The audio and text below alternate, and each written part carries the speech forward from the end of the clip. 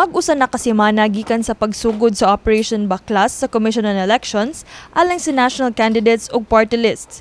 Apan naobserbahan nga naglaray lang gihapon sa kadalanan sa syudad ug probinsya sa Cebu ang mga dagway sa mga magpapili isip senador ug ingon man mga party list groups. Saysay sa election officer sa Comelec Cebu Province Marshal Sarno nga padayon pa ang ilang pagpamaklas sa mga campaign materials nga wala gibutang sa tukma nga common poster areas. Ga-kick off ta og Operation Baklas, but it does not mean nga ini-kick off na po diha ra ta kutob. It is a continuing nga trabaho sa Commission on Election, but note also nga ang trabaho sa Comelec dili lang pag-remove sa posters, kundi naapod sila other duties such as kining ato ang training sa DESO o sa mga electoral boards. But rest assured, ato ng trabahoon, tagaan nato nag-priority ang Wala sab na luwas ang mga punuan sa kadalanan gikan niining mga posters pagpangampanya.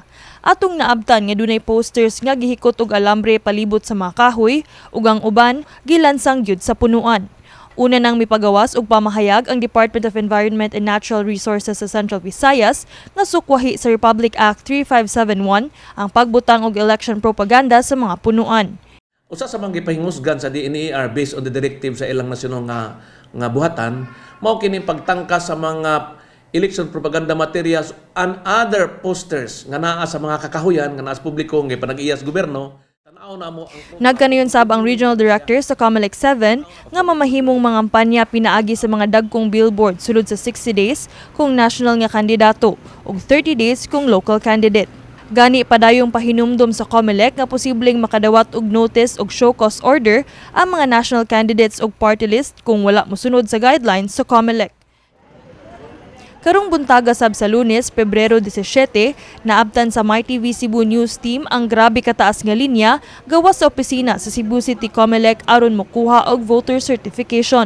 Usa kanila si Norma Barit, taga Barangay Suba ning Dakbayan, kinsa sobra usa ka oras nang gahuwat sa linya. Nyari ko sa Comelec kay magkuha ko ganang voter certification para sa livelihood program. Mo may ilang requirements sa livelihood program.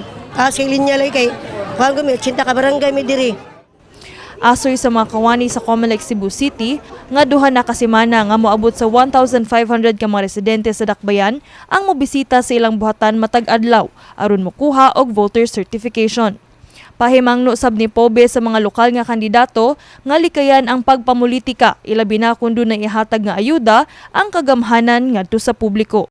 nga starting atong February 11, gibawal na sa mga politiko ang mag-apil-apil sa distribution sa mga national financial assistance nga nag-apod-apod sa atong lokal nga kapangagamhanan. Gawas ana, 10 days before election, giprohibited na absolutely nga dili na i-distribute ang mga financial assistance taken from the different financial assistance scheme nga gipahigayon sa atong kagamhanan. Kini si Quennie Joligon alang sa MyTV Cebu.